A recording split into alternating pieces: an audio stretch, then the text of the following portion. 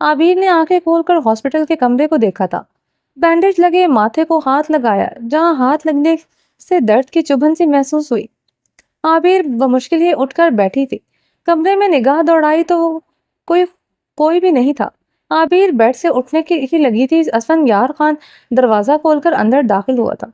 Black salwar कमीज में मलबूस सफेद मर्दाना शाल कंधों पर डाल रखी थी। ग्रीन आंखें, सुर्ख और सफेद रंगत, दराज कद, शानदार पर्सनैलिटी। जितनी तिलस्माती इसकी पर्सनैलिटी थी, इतनी ही इसके लिए बेहिस इंसान साबित हुआ था, जिसने इसे न सिर्फ जिस्मानी बल्कि इसके दिल को भी तकलीफ पहुंचाई थी। वो इसके दिल का मालिक बन बैठा था, इसलिए इसकी दी हुई हर अजियत इसे बहुत तकलीफ पहुंचाती थी। आबिर इसकी आंखों में आंसू की झिलमिलाहट हुई। वो इसे मुकम्मल तौर पर नजरअंदाज करती बेड से नीचे उतरने लगी तो जोरदार चक्कर आया था। असफंयार खान ये देखते जल्दी से इसकी तरफ बढ़ते इसे अपनी मजबूत बाहों में थाम गया। वो मैरून ड्रेस में मलबूस थी, दुपट्टा सर से उतर गया था जो आबिर ने अपने कंधों पर डाल रखा था। मैरून लिपस्टिक से सजे होंठ, हेजल ग्रे आंखों का बिखरा काजल, नाजुक से रापे असफंयार खान के एक टक इसे देखे गया। हाथ मत लगाए मुझे। आबिर ने गुस्से से खुद को असफंयार खान के हिसार से छुड़वाया। असफन ने नरमी से इसकी हालत देखते इसे अपने हिसार से आजाद किया। आबिर जल्दी से दरवाजे की जानिब बढ़ी। कहाँ जा रही हो? असफन ने इसकी पुश्त को घूरते हुए सर्द लहजे में पूछा। वो नंगे पैर बगैर चादर के कमरे के दरवाजे के हैंडल पर हाथ डाले खड़ी थी। हॉस्पिटल में लैंडलाइन होगा, आप अपने लाला को कॉल करने जा रहे हैं, मुझे यहाँ से आकर ले जाए। आबिर ने पलटे बगैर ही सपाट लहजे में जवाब दिया। ऐसे जाओगी? बेपर्दा जाओगी तुम बाहर? असफन यार खान ने आबिर की तरफ बढ़ते इसे कलाई से जकड़े दरवाजे से लगाते हुए अपने मुकाबिल किया। आपको क्या फर्क पड़ता है, मैं जिस मर्जी हुलिये में जाऊं? आबिर ने काटदार लहजे में जवाब इस्तेजाइया लहजे में पूछा। मेरी बीवी हो, मुझे मेरी इज्जत हो, मुझे ही तो फर्क पड़ता है। असफन ने इसकी शोला उगलती आंखों को बगौर देखा। इसका ये दबंग जंगली बिल्ली वाला रूप इसे काफी महफूज करता था। अब भी वो जिस तरह काटदार निगाहों से घूर रही थी, असफंद अपनी मुस्कुराहट छुपाते अपना निचला लब दांतों तले दबा गया। अगर आपको फर्क पड़ता तो इस तरह बेरहमाना सलूक मुझसे न करते। आबिर ने असफंद का हाथ गुस्से से झटकते कहा, जो इसके दिल पर गाल पर नरमी से रखा था। मैं शर्मिंदा हूँ आबिर, मैं कभी भी नहीं चाहता था तुम्हें ऐसे तकलीफ पहुंचे। मुझे अगर अंदाजा होता तुम टेबल के कॉर्नर से टकरा जाओगी, मैं तुम्हें कभी धक्का न देता। असफन यार ने संजीदगी से कहा। वो वाकई इसमें ऐसे तकलीफ पहुंचाना नहीं चाहता था। ओह अच्छा, अगर आपको अंदाजा होता कि मुझे चोट लग सकती है, आप मुझे धक्का ना देते। आबिर इससे जाया मुस्कुराई थी। प्लीज ये शर्मिंदा होने का नाटक मत करे मेरे सामने। मुझे लगा था आप बाबरक से बेहतर हैं, मगर आप तो इस जैसे ही निकले। आबिर ने नमजदा लहजे में कहते असफन को खुद से दूर धकेला। खबरदार आबिर, तुमने बाबरक का नाम भी लिया तो मेरे मरे हुए भाई के खिलाफ एक लफ्ज भी बोला, मैं तुम्हारी जुबान खींच डालूं। असफन यार खान इसका मुंह दबोचे हो रहा है। क्यों ना लूं इसका नाम? वो भी दरिंदा था और आप भी दरिंदे हैं। फर्क सिर्फ ये था कि इसके चेहरे पर नकाब नहीं था। वो जैसा जैसा था वैसा ही मेरे सामने था। अपने गुनाहों, अपनी सफाकी पर वो शर्मिंदा होने का नाटक नहीं करता था। आबिर अपना मुंह असफन यार खान की गिरफ्त से छुड़वाते हुए चीखी थी। इसकी हालत के पेश नजर असफन यार खान ने इसका जबड़ा छोड़ दिया। चोट और नकाहत के बाद इसका नाजुक सरापा कांप रहा था। हेजल ग्रे आंखों से आंसू जारी थे। असफन इसे छोड़ता रुख पलटे अपने घने बालों में हाथ फेरते अपने गुस्से पर कंट्रोल करने लगा, मगर बाबरक के खिलाफ आबिर की बातें जुबान से निकले सिर्फ इसके अंदर के गुस्से की आग भड़का रही थी। वो बमुश्किल ही खुद पर कंट्रोल किए हुए था। थोड़ी देर पहले जो हमदर्दी इस लड़की से हो रही थी वो अब मनकूद हो चुकी थी। मेरी बात कान खोलकर सुन लो आबिर, अब तुमने एक और लफ्ज भी मेरे भाई के खिलाफ कहा तो मुझसे बुरा कोई ना होगा। तुम पर ऐसी दरिंदगी की छाप छोड़ूंगा, तुम्हारी जुबान लफ्ज अदा करने के काबिल न रहेगी और तुम किसी के सामने जाने के काबिल न रहोगे। असफन ने पलटे इसके दोनों इतराफ में हाथ जमा सर लहजे में वार्न किया। साबित हुआ आप अपने भाई की परछाई हैं। वो भी ऐसी ही धमकियां मुझे देता था। आबिर ने भीगे लहजे में असफन की सरसब्ज आंखों में देखते कहा। आबिर। असफन ने इसके इतराफ में मुक्का मारते धाड़ा। आबिर इसके खौफनाक धाड़ और इसकी लहू उतरी आंखों को देखकर एक पल के लिए लरजी जरूर थी, मगर अपनी हेजल ग्रे शबनमी आंखें असफन यार खान की लहू उतरी आंखों में गाड़ रखी थी। दोनों एक दूसरे की आंखों में देख रहे थे। हसन यार खान की आंखों में सुर्खी बढ़ती जा रही थी और आबिर की आंखों में शबनम बढ़ती जा रही थी। मैं आबिर खान हूँ, मुझे डराना या धमकाना नहीं आसान नहीं है। मेरे करीब आप आए हैं एक बीवी की हैसियत से, खुद को अपना आप सौंपा था। आप ये समझते हैं कि एक निकाह की वजह से मुझे रूंधना, मेरे इस्तेहाल करना आप पर जायज है, तो ये भूल है आपकी। मेरे करीब आकर तो दिखाएं। आबिर असफन यार खान की आंखों में देखते गुर्राए। अच्छा, तुम मुझे रोकोगी अपने करीब आने से? असफन इसके मजीद करीब हुआ था। हाँ, रोकूंगी।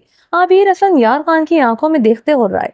इसके चैलेंज ज़दा अंदाज पर असफन यार खान का पारा हाई हुआ। दिमाग की फड़कती रगें मजीद फड़की। कैसे रोकोगी, जरा वजाहत करो।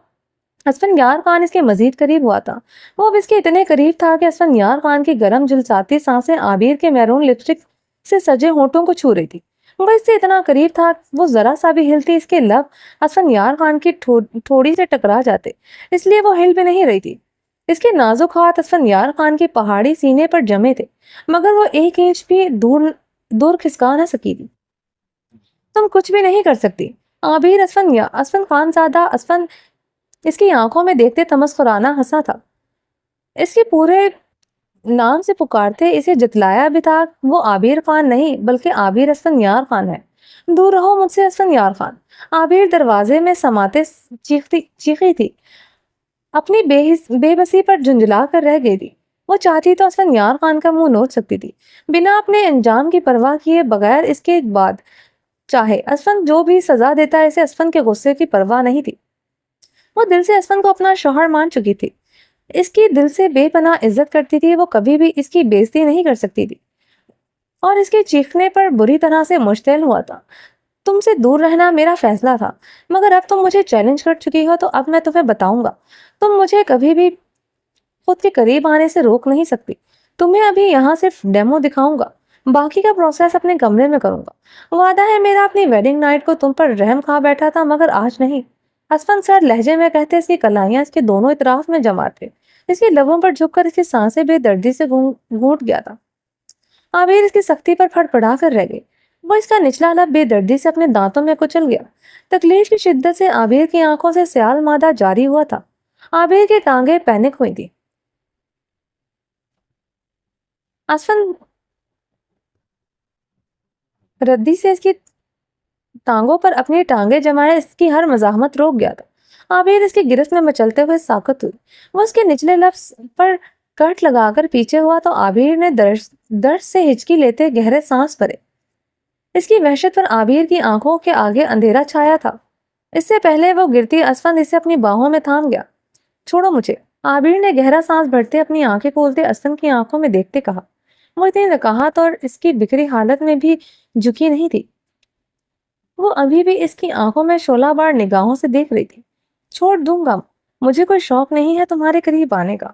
एक रात तुम्हारे साथ बिता चुका हूँ, अंदाजा हो गया था तुम में कोई खास बात ही नहीं है जो मेरा दिल तुम्हारी कुर्बत के लिए मचले। लगता है इसलिए मुझे दूसरी शादी करनी पड़ेगी। असफल खान इसके जख्मी होंठ पर अपनी गहरी निगाहें जमाए बोला। निगाहें इसके खूबसूरत चेहरे से होते इसके सरापे पर जा ठहरी थी। दिल इसके लबों का जाम फिर से पीने को बेताब हुआ था। कर लें दूसरी शादी, शौक से करें, मगर इसके लिए आपको मुझ पर हर इख्तियार, हर हक खत्म करना पड़ेगा। आबिर सपाट लहजे में बोली। कैसे खत्म होगा मेरा हक, मेरा इख्तियार? तुम पर जरा खुलकर बकवास करो। असफल इसकी बात पर सीख पा हुआ था। इस पर इख्तियार खत्म करने की बात इसे सुई की तरह चुभी थी। तलाक की बात नहीं कर रहे, जानती हूँ खान है आप। तलाक का लफ्ज सुनकर ही मुश्तिल हो जाते हैं। आपके नाम नेहात गैरत जाग जाएगी। आबिर इससे जाया मुस्कुराई। फिर क्या कहना चाहती हो तुम? असफल ने घुर्राते हुए पूछा। दूसरी शादी के बाद मेरे इतने करीब भी नहीं आएंगे। आबिर ने इतनी उंगली के इशारे से अपने और इसके दरमियान फासले की वजाहत की, और इसे अभी तक कमर से थामे हुए था। आबिर का लहजा शिद्दत से भीगा था।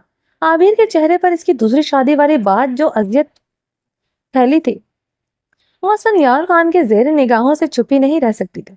इतनी तकलीफ तो इसके चेहरे पर इसके बेदर्दी से इसका नाजुक लब कुचलने से नहीं आई थी, जितनी अजियत अब रुखसा थी।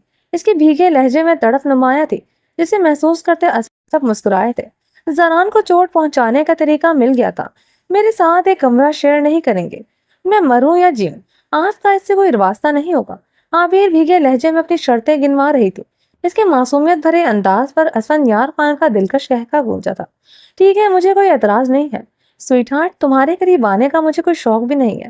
وعدہ ہے تم سے تمہارے کمرے میں بھی نہیں آؤں گا، لیکن اس سے پہلے تمہیں میرا کمرہ خالی کرنا ہوگا جہاں میں تمہاری سوتن کو رکھوں گا۔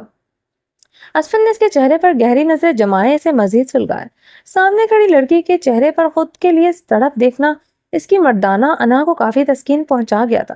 چادر اوڑو حویلی چلتے ہیں، بابرہ کے خلاف اس کے منہ سے لفظ سنتے اس کا غصہ ابھی تک ٹھنڈا نہیں ہوا تھا۔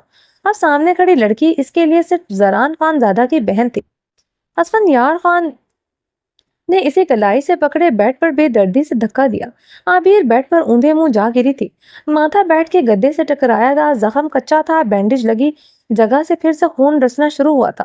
عابر نے درد سے آنکھیں میچتے ہاتھ لگا کر خون کی بوندیں اپنی انگلیوں کے پوروں سے چنی تھی۔ دل اس کی دوسری شادی کی بات پر ہی بھڑ جل اٹھا تھا۔ اس کی بے حسی پر عابر کے خون میں آگ بھڑکی تھی۔ وہ تیش و اشتعال سے سیدھی ہوتی بلبلا اٹھی تھی۔ آپ بابرہ کی طرح ہی بے حس ہے، ظالم ہے، وہ بھی مجھ پر ایسے ہی حق جتاتا تھا، اپنے ناجائز تعلقات کا میرے سامنے اعتراف کر کے میری بے بسی کا مذاق اڑاتا تھا۔ آپ دوسری شادی کی دھمکی دے کر میری بے بسی کا مذاق اڑاتے ہیں۔ کوئی فرق نہیں ہے آپ میں اور آپ کے بھائی میں۔ عابر سیدھی ہوتی چیخے تھی۔ عابر خاموش ہو جاؤ۔ اسفندیار خان اس کی اشتعال سے بڑھا اس کے ماتھے سے رستے خون دیکھ کر وہ رکا تھا۔ نہیں، خاموش رہوں گی، آپ کا بھائی آپ کی طرح درندہ تھا۔ اس نے مجھے بے دردی سے سیڑھیوں سے دھکا دیا، سر کے بل گری تھی، کتنے ہی گھنٹے میری کنڈیشن کریٹیکل رہی، صرف اس وجہ سے میں نے اس کا حق لینے نہیں دیا۔ عابر اب کی بار روتے ہوئے بولی تھی۔ کیا بکواس کر رہی ہو تم عابر؟ اسفندیار غصے سے اب خود کو عابر کی طرف بڑھنے سے روک نہیں سکا۔ وہ اپنے بھائی کے خلاف ایک لفظ نہیں سن سکتا تھا۔ وہ اس پر الزام لگا رہی تھی، بکواس نہیں کر رہی تھی، حقیقت بیان کر رہی ہوں۔ جہاں ملتا تھا مجھ سے دست راضی کرتا تھا، کبھی کالج جاتے ہوئے اپنے کمرے میں کھینچ کر لے جاتا تھا، کبھی میرے کمرے میں آ جاتا تھا، یہی کہتا تھا وہ حال کرے گا کہ میرا لالا اس کے قدموں میں جھک کر میری حالت دیکھتے رحم کی بھیک مانگے گا۔ آپ بھی تو یہی چاہتے ہیں، وہ میرا حال کرنا کہ میرے لالا آپ کے سامنے جھک جائے۔ بولیں کیا فرق ہے آپ میں اور کیا آپ کے بھائی میں؟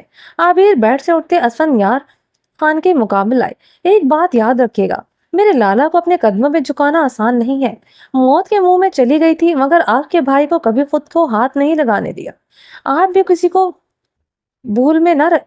بھی بھول میں نہیں رہیے گا۔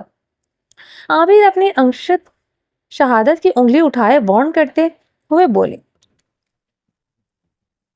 اسفندیار خان اس کے بولے ہوئے سنگین لفظوں کی بازگشت میں الجھا ہوا تھا کہ بابرک اس سے دست راضی کرتا تھا۔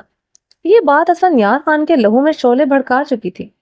بے شک وہ بابرک کے نکاح میں رہ چکی تھی مگر پھر بھی اسفندیار خان یہ بات برداشت نہیں ہوئی تھی۔ سامنے کھڑی لڑکی کو اس کے علاوہ کسی اور نے کبھی چھوا بھی ہو، یہ برداشت کرنا مشکل تھا۔ اسے اس کا بھائی چھوتا تھا، وہ برداشت نہیں کر سکتا تھا۔ صرف زاران سے نفرت کے باعث ہی اسے عابر کا زاران کے قریب جانا برداشت نہیں ہوتا تھا، بلکہ وہ اس پر کسی اور کا حق برداشت نہیں کر سکتا تھا، اور یہ اندازہ ہو چکا تھا اسے۔ یہ جذبہ عابر کے نکاح کے بعد ہی اس کے اندر پرپنا شروع ہوا تھا۔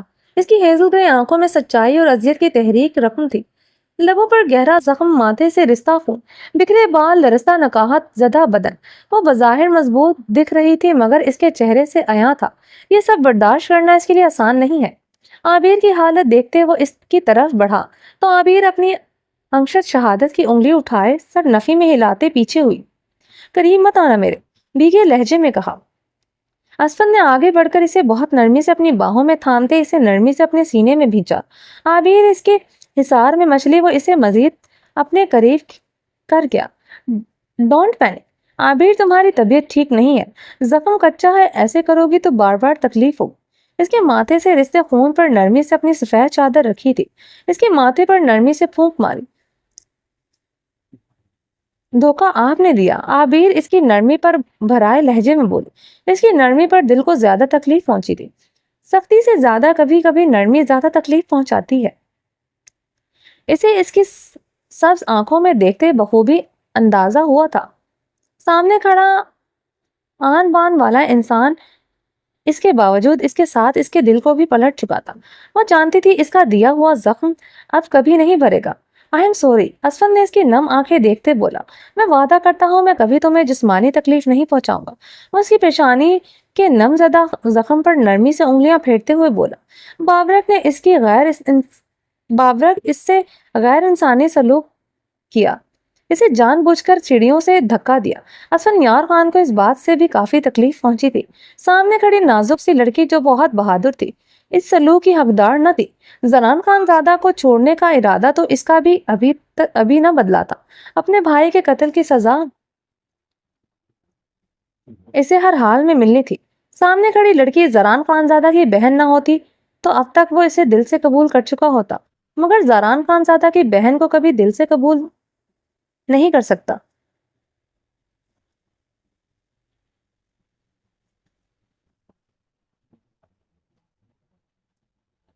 وہ اس کی عزت تھی اس لیے اسے چھوڑ نہیں سکتا تھا، مگر اسے اپنانے کا ارادہ بھی کبھی نہیں تھا۔ مگر وہ نہیں جانتا تھا عنقریب وہ وقت دور نہیں جب اس کا دل سامنے کھڑی لڑکی کے قدموں میں ڈھیر ہو جائے، جس کی قربت کی چاہ اس کے لیے دیوانگی اختیار کر جائے۔ اب صرف اپنے جذبوں کا ادراک ہونا باقی تھا۔ اسفند نے بیڈ سے عابر کی چادر اٹھا کر اچھی طرح اس کے وجود اور سر پر اڑائی تھی۔ اسفند اس کی کلائی تھامے آگے بڑھا۔ عابر نے اپنے ننگے پاؤں دیکھے جو بغیر جوتے کے تھے۔ اسفند نے اس کی نظروں کا مرکز محسوس کرتے ہی اسے نرمی سے اپنے بازو میں اٹھا لیا۔ اسفند، عابر نے سرخ ہوتے سے پکارا۔ اس طرح وہ اسے گود میں اٹھا لے گا، اس کی ہیزل گرے آنکھوں میں حیرانگی تھی۔ مجھے نیچے اتارے، سب کیا سوچیں گے؟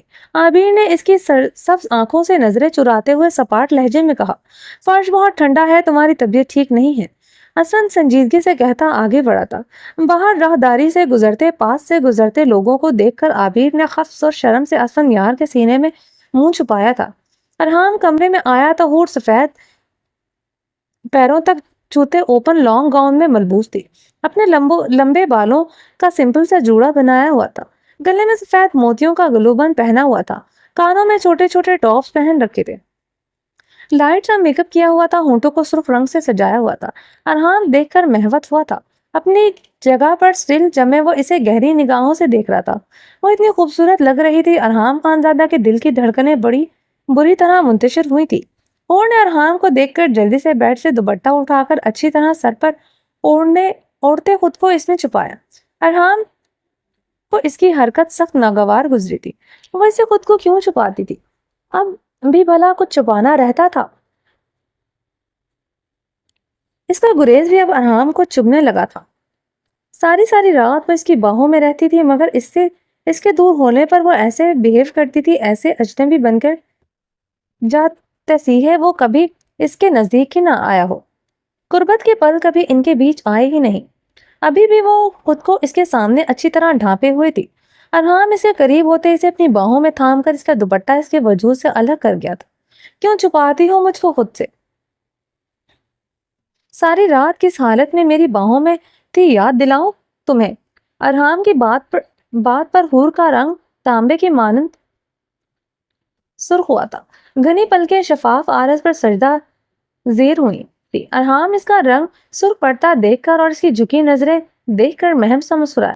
یہ کیا پہنا ہے؟ ارحام نے اس کے ڈریس کو بغور دیکھتے ہوئے پوچھا۔ یہ گل کا ڈریس ہے، الماری میں رکھا تھا، میں نے پہن لیا۔ آپ کی مورے نے کہا تھا بہت بھاری ڈریس پہن کر فرشتے آپی کے ولیمے میں جانا ہے۔ ہور نے ارحام کی آنکھوں میں دیکھتے کہا۔ وہ اس کی تھوڑی کو نرمی سے پکڑتے اس کا چہرہ اوپر کو اٹھائے ہوئے تھا۔ ہور نہ چاہتے ہوئے بھی اس کی سیاہ آنکھوں میں دیکھنے پر مجبور تھی، مگر اس بے باک اور بے رحم انسان کی آنکھوں میں دیکھنا مشکل ترین امر تھا اس کے لیے۔ میری مورے تمہاری کیا لگتی ہیں؟ ارحام کو اس کے لبوں سے آپ کی مورے کہنا اچھا نہیں لگا تھا۔ اس کا ہر رشتہ اب اس کا ہی تھا، کیونکہ وہ صرف اب اس کی تھی۔ وہ چاہتا تھا وہ مکمل طور پر اس کے رنگ میں رکھ جائے۔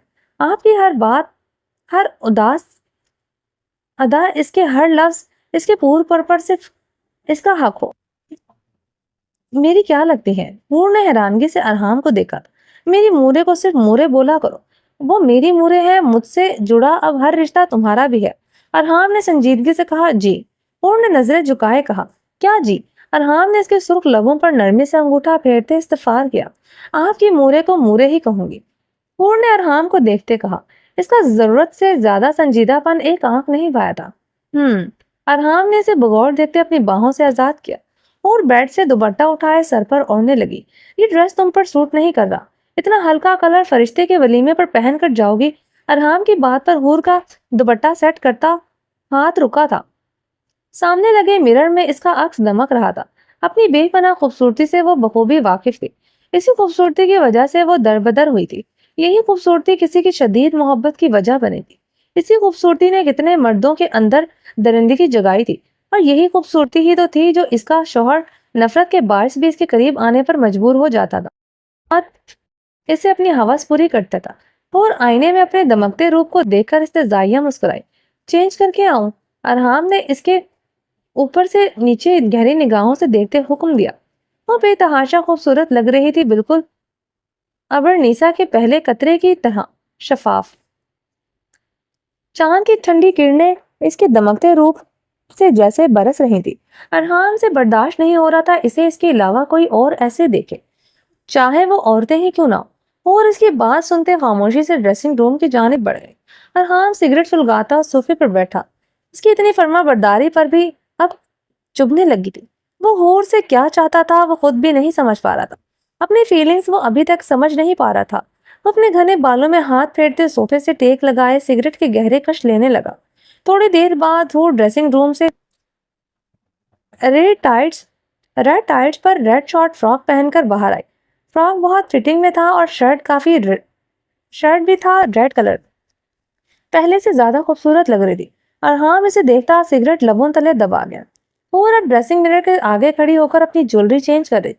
اس نے ریڈ پرل سے مزید سونے کا چوکر پہنا، ساتھ میں بھاری سونے کے جھمکے پہنے۔ ولیمہ فرشتے کا ہے، تمہارا نہیں۔ جتنا تیز رنگ پہن کر جاؤ گے کچھ اور پہن کر آؤ۔ ارحام نے سلگتی نظر اب اس کے دو آتشہ روپ پر ڈالی۔ حور نے گہرا سانس لیتے ارحام کو ایک نظر دیکھا تھا اور ڈریسنگ روم کی جانب بڑھ گئی۔ ارحام نے غصے سے ایش ٹرے میں سگریٹ مسنا تھا، جانتا تھا وہ جو بھی پہن کر آئے گی قیامت ہی لگے گی۔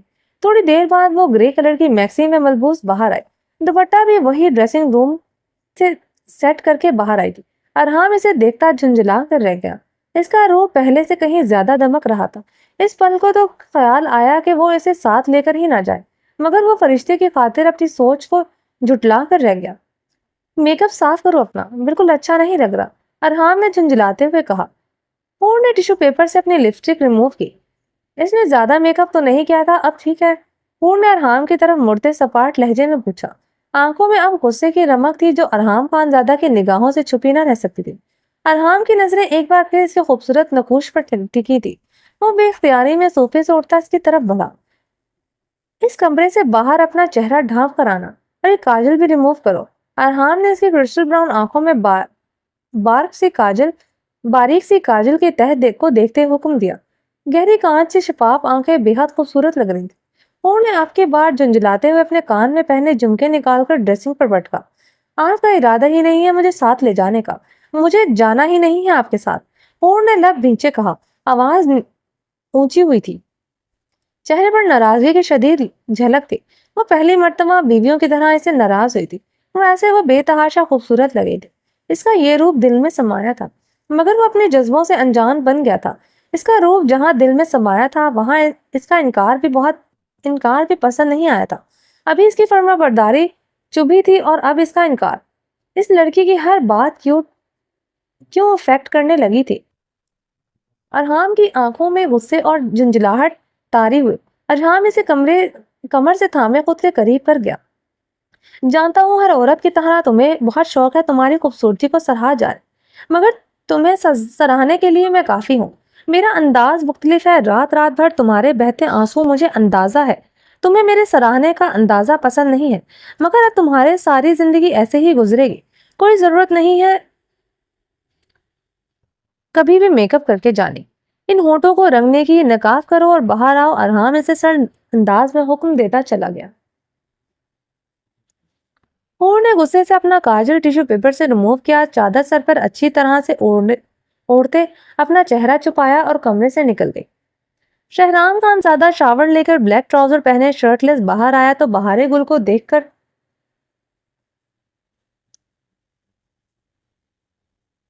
ٹھٹک کر رکا تھا۔ وہ بلیک ساڑی میں ملبوس تھی جس کا بلاؤز فل سلیوز پر مشتمل تھا۔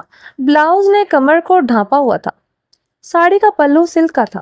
اپنے لمبے بال کھلے چھوڑ رکھے تھے۔ کانوں میں بڑے بڑے آویزے پہنے وہ شہرام کا دل زوروں سے دھڑکا گئی تھی۔ کیا پہنا ہے بھارے؟ شہرام گیلا ٹاول بیڈ پر پھینکتے اس کی طرف بڑھا۔ ساڑی پہنی ہے، بہارے نے بے رخی سے جواب دیا۔ وہ اس سے کم ہی سیدھے منہ بات کرتی تھی۔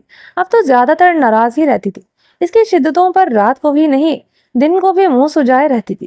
وہ اس کی ناراضگی کی پرواہ کیے بغیر اپنی شدتیں اس پر نچھاور کرتا تھا۔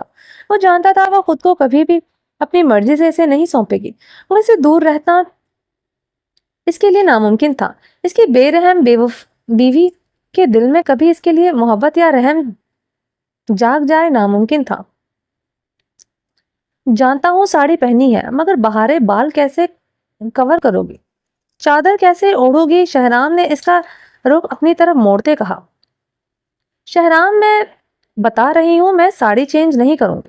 عورتوں کے سامنے ہی تو پہننی ہے، کون سا مردوں کے سامنے پہن کر جانا ہے؟ چادر باہر جاتے ہوئے میں اوڑھ لوں گی، کسی کو نہیں پتا چلے گا میں نے ساڑی پہنی ہے۔ بہارے نے شہرام کی گرفت سے نکلتے کہا۔ کس نے کہا میں تمہیں ساڑی چینج کرنے کا کہوں گا؟ میری جان، اپنے بال اچھی طرح ڈھک لو۔ مجھے کوئی اعتراض نہیں، شہرام نے اس کے نازک سراپے کو گہری نگاہوں سے دیکھتے کہا۔ میں اس کے ساتھ الگ سے دوپٹہ لوں گی پیچھے سے، جس سے بال کور ہو جائیں گے۔ میں نے موبائل میں دیکھا تھا کسی انڈین ایکٹریس نے ایسے ہی ساڑی پہنی تھی۔ شہرام کا نرم لہجہ دیکھتے وہ خوش ہوئی تھی۔ اگر شہرام نہ پہننے دیتا تو اس کا ساڑی پہننے کا خواب ہی رہ جاتا۔ شہرام اس کے چہرے پر مسکراہٹ دیکھتا پرسکون ہوا تھا۔ پچھلے 3 دنوں سے اس نے منہ سجایا ہوئے تھے۔ رخصتی کے بعد پہلی مرتبہ اس کے چہرے پر مسکان دیکھی تھی۔ یہ ساڑی تم نے کہاں سے لی؟